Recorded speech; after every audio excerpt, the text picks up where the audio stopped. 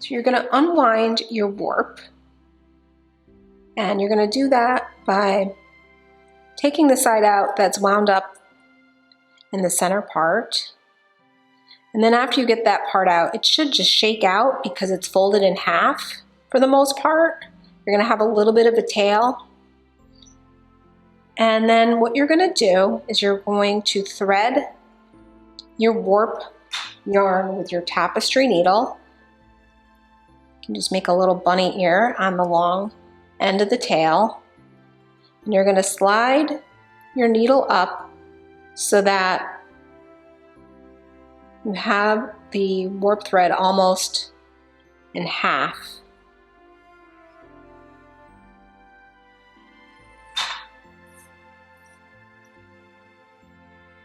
You're going to want to leave a tail about 1.5 feet long. Here's where it doubles up. So you're going to leave a little bit of a tail here. And you're going to take your loom, and when you look at your loom, think of it like a wheel. And we're going to be putting spokes on the wheel. In other words, we're going to be warping the loom. And there's 23 openings that are going to make up your spokes on a wheel. So just try to visualize the top one being 1, and then it goes all the way around to 23. And you're going to warp both the front of the loom and the back of the loom. And you're going to start at point 1, and you're going to come up through the back.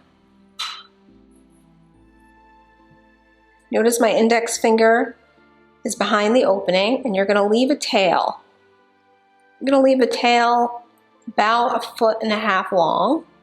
You're going to pinch behind with your index finger. And you're going to count over to opening 13. So this being 2, 3, 4, 5, 6, 7, 8, 9, 10, 11, 12, 13. It's about halfway across the loom.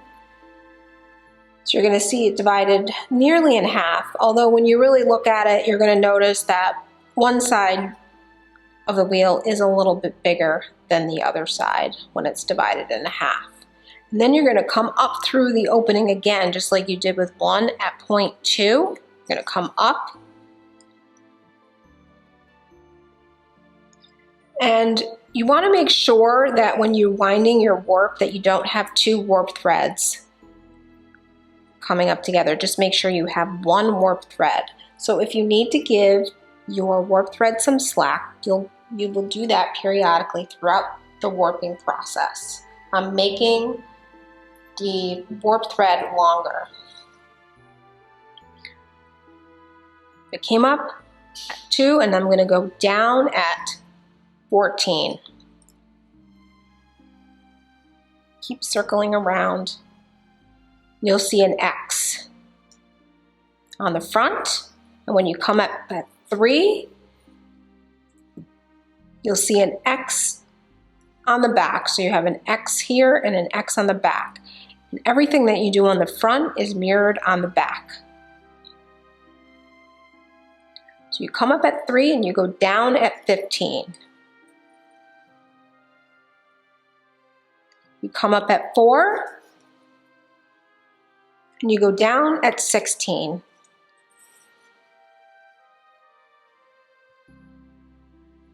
Come up at 5, go down at 17. You can go either clockwise or counterclockwise. I'm right-handed, so I'm going clockwise, but it really doesn't matter. And you're going to keep wrapping and warping your loom from front to back.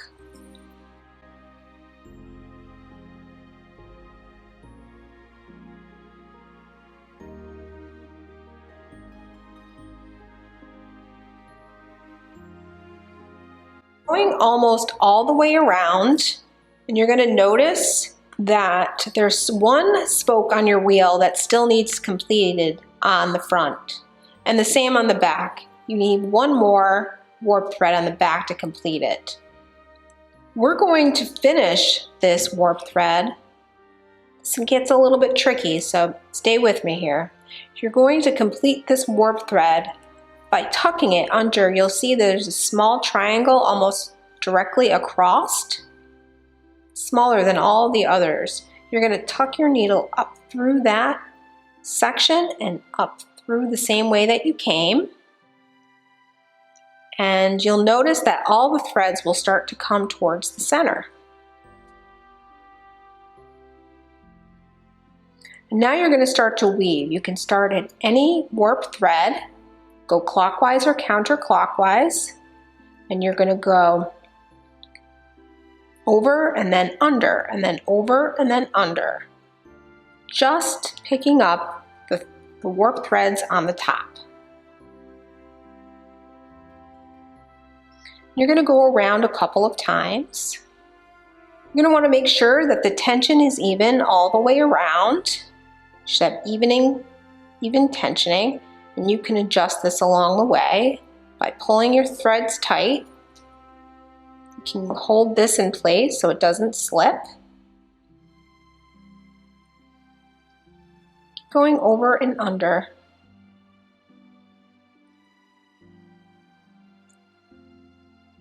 We go around a couple of times.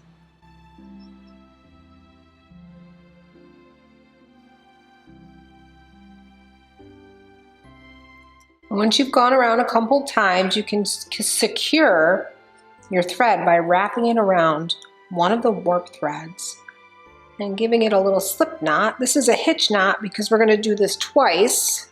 One, wrap right around the warp, and then pass it right up through so you create a knot. And then you're all set. You can let your tapestry needle go. And before we finish the warp on the back side, we are going to put our crystal right in the center between the two warp threads on the front and the back. So here is our tangerine quartz. We've already made friends with it. We've learned about all of the healing properties, and we can think about those things and get more acquainted with our crystal as we weave around the loom. So you're going to insert the crystal right into this pocket right here. It fits in almost perfectly. And you can place your crystal wherever you want it in between the warp threads in the front and the back. Now that you've got a spot for it, you can finish that last warp. And you're going to do that in the same way. I'm going to make a little bunny ear with your tapestry needle. You're going to find that triangle that's directly across from where the warp thread is missing. You'll notice it's tinier than all the others. It's smaller, so you just tuck it up through there, underneath the warp threads on the back, but over top of the crystal. You pull it up through the same way. And you're going to do that same process of starting to weave around the circle twice by going over and then under and then over and then under, either clockwise or counterclockwise.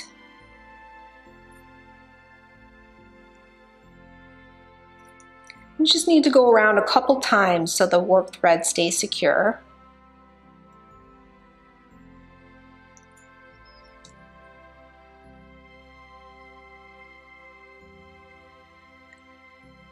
My tapestry needle came undone, so I'm just going to reinsert it in the needle.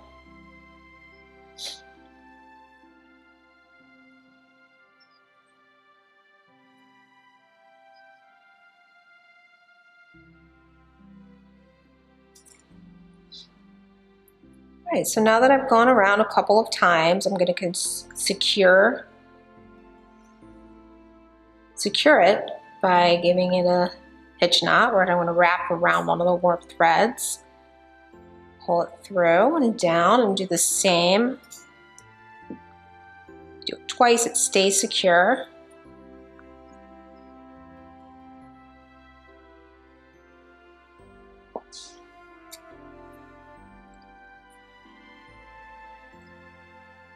We're going to cut a little bit off for now. We'll cut it clearly off soon, but this will help to prevent it from getting caught up while we're weaving just by cutting it a little bit shorter. Now we're ready to incorporate the hand spun yarn. So we're going to unravel some of it. We don't have to unravel the whole thing. You can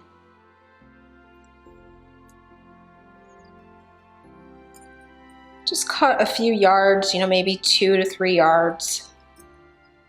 You want a length that's a little bit comfortable to work with. You don't want it to be too long or too short.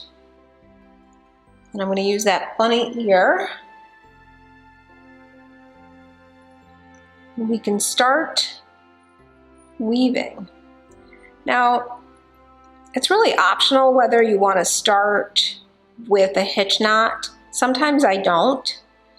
And you can do it either way. If you really just want to make sure this never comes out and you have it for the rest of your life, go ahead and secure it. But I think for purposes of this project, it's completely fine if you skip that step. It's up to you. I'm going to try that this time around. So we're going to start weaving around the warps. And I'm just going to show you one here. You notice that the yarn is going through both the front and the back warps. So even though we have warps on the front and the back, we're going to start trying to pull those together a little bit better. And you'll notice that you want these warps to line up. So instead of using these openings here, you're going to want to use the openings that you're starting to notice within your wheel, between the spokes. That's where you're going to want to be weaving in and out of. So I went down here, I'm going to come up through this opening here, and I'm going through the back and up through the top. And when I go down, I'm going down through the top and the bottom. And I'm starting to not only weave around, but also secure the crystal in place. So you can place the crystal wherever you want. I like it right here, so I'm going to try to keep it here and work my way around the loom. Again, you can go clockwise or counterclockwise. It looks like I'm going counterclockwise at the moment. But I might decide to change direction at any time, and you can do that. You don't have to keep going in the same direction. Like you could come up through here, for example, and start going the other way.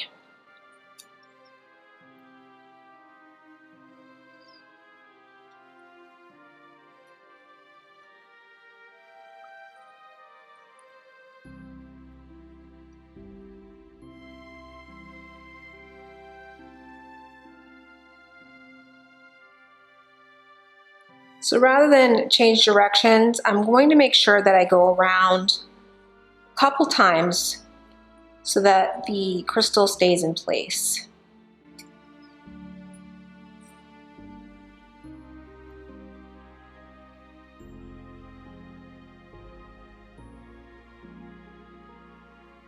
So your second time around, you'll notice you're going in the opposite direction as you were going before. And what I mean by that, if you look inside, you'll start to notice that if you went down and around the bottom, that this time around you're going up and over the top.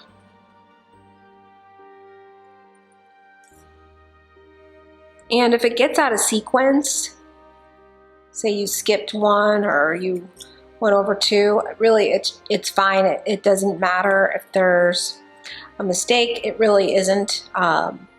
A lot of times the imperfections really add to the look of the piece.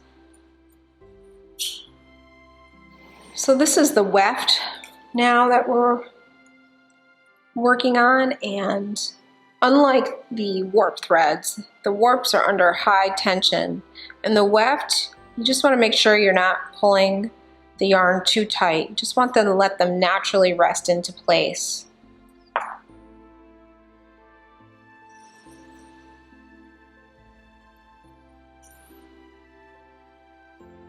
Think of a snake slithering through the woods. I mean, that's kind of what you're doing with your yarn.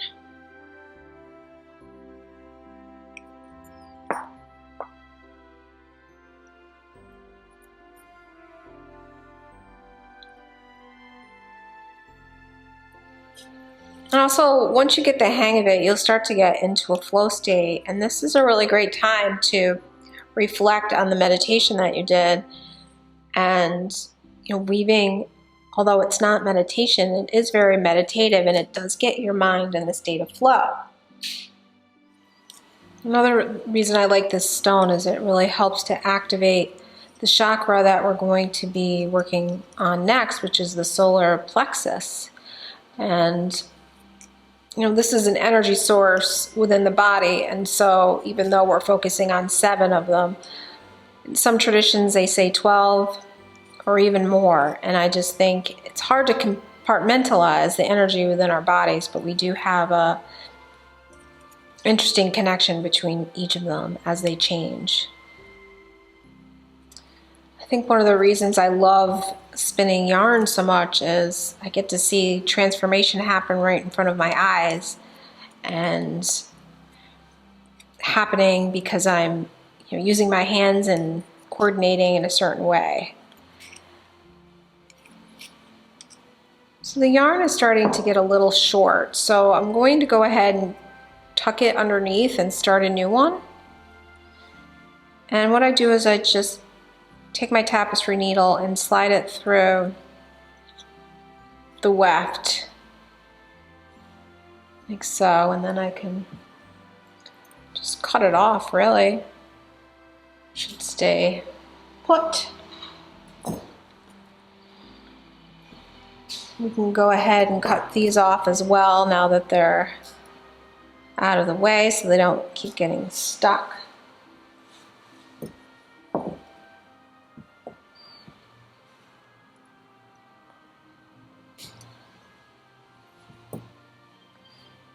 And it's really starting to come along.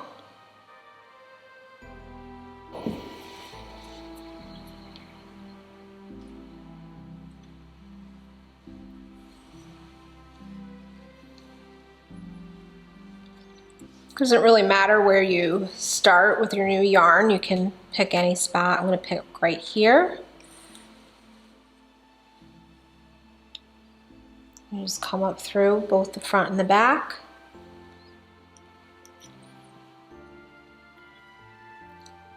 Down through both the front and the back.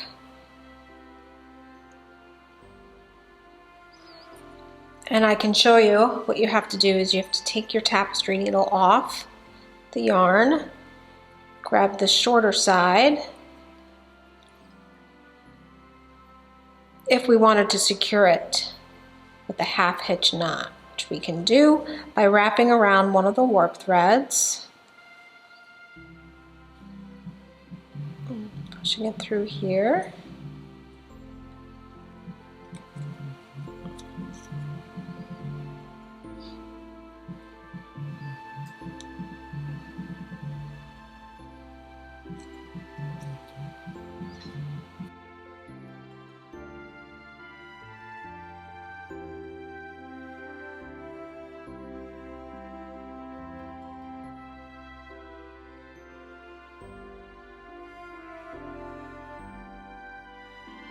Okay, so we just secured our new piece of yarn with a half hitch knot, and we're going to keep weaving by going down through both front and back warps.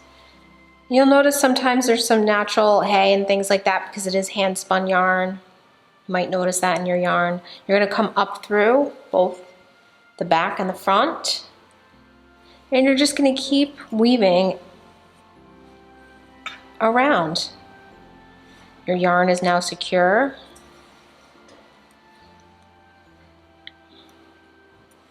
I approach life with joy and playfulness of a child. I am full of curiosity, creativity, and inspiration.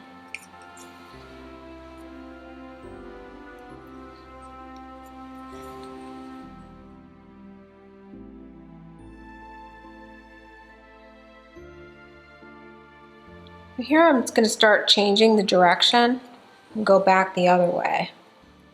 So I feel like I got enough yarn below the crystal. I want to try to build the yarn up on the top now here.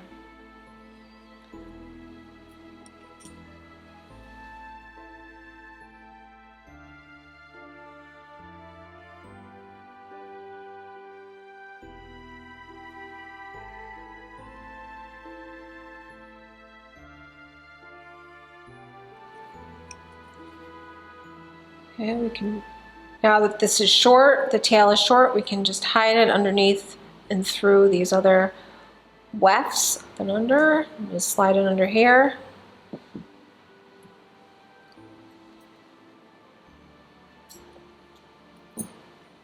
You can adjust the yarn in such a way we're pleased with how it looks. And the last step that we're going to do is put the yarn around the edge. It really helps to create a nice definition. And so we can pick any opening, and we're just going to weave around a few times. But now we're going back through the openings again. We're going to leave a bit of a tail on one end.